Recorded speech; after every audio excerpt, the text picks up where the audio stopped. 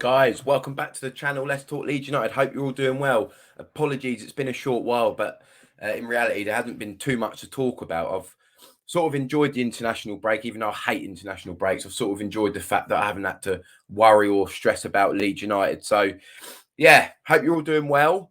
It's been a very chaotic couple of months, 3 months since relegation, and it's just been nice that the last couple of weeks since the international break and that the transfer window's been shut, so all that rubbish with contract release clauses all gone. We can forget about it now and move on. What we've got left, in my opinion, is still enough to get us promoted. It's just now fine tuning all these little things. And in this video, we're just going to go through a couple of things and talk about a couple of players and what I'm hoping to expect moving forward, and breaking down what we've got and sort of talking about what we can realistically expect for the rest of the season. So obviously on Sunday we travelled to the Den, which is a notoriously hard game for Leeds United. I mean, it's quite a tricky game for anyone away to Millwall, but especially for Leeds, we've really struggled there over the years. And three of our next four games are away from home. So obviously we travel to Hull and Southampton as well. So it's going to be, the difficulty of fixtures, in my opinion, are sort of ramping up a bit. And I'd say on paper we had quite a nice start to the season, really, fixture wise. I mean, some of the games in there are still difficult, but you look at the three home games we had: Cardiff, Wednesday, and West Brom. And obviously we travelled to Ipswich, which is not easy, in Birmingham. I mean, I know we lost, but that game was so winnable. So yeah, I think we had a sort of a favourable start to the season on paper. Obviously, it didn't work out in terms of how many points we picked up, but in this period we were going through the dramas off the field. Some games we were left with 7-8 subs, and it just wasn't a comfortable and calm environment. So I'm hoping now the season starts again, sort of part two. Chapter one is finished. Now we're going to chapter two, from now up until Christmas, until the transfer window opens up again. And despite the players that are left, I think you look at the people we've got, and I think we've got the nucleus there and the foundation to really start propelling ourselves up the table.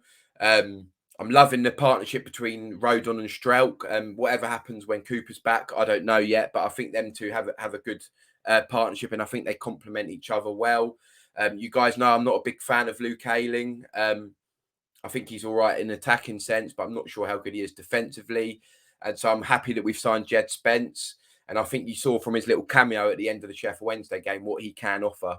And I've seen people saying, yeah, but, it was an impact sub when the other team were knackered. It's nonsense. You look at his season for Nottingham Forest, he's quality throughout 90 minutes. And again, like the sort of modern fullback, he's probably better at attacking than he is defensively. But, you saw the important block he made to stop Sheffield Wednesday going up the other end and scoring. And I think he's going to add a lot to our team. So I'm hoping he just starts. I don't know whether he will or not, but I'm hoping he just goes straight into the team. Time will tell. So our defence, opening 6 games, defensively, I think we've been all right, to be fair. I mean, we've only got 1 clean sheet to show for it, and that's including 2 cup games against was Shrewsbury and Salford as well. But overall, if you look at our expected goals against, it's pretty low. And, I'm quite confident going forward. Our defence looks good. Left back is an area that, yet again, we haven't addressed. Byram's injury prone. The fact that we're starting Jamie Shackleton there sort of shows you that we've got problems there. I think that's something that will be addressed in January, unless Junior Firpo can step up to the plate. And you never know, in the Championship, he might just do that. He's got. See, in a Farker system, we need attacking fullbacks, and Firpo is pretty good going forward. I'd say that's probably his best attribute. So you never know. We might get the best out of Firpo, but I think it's something we definitely needed to address. So that's probably one of the biggest disappointments of me of the window is that we didn't get a new left back. So moving on to the midfield, without a doubt, I'm sure most of you agree, Ethan Ampadu has been, for me personally anyway, our player of the season so far. Absolutely brilliant. What a signing. And, with the international break, it's given Gruev, is that how you pronounce it? Him and Kamara, a couple of weeks to try and settle in. Obviously, they've been away on international duty, but I'm sure they'll be back this week, hopefully.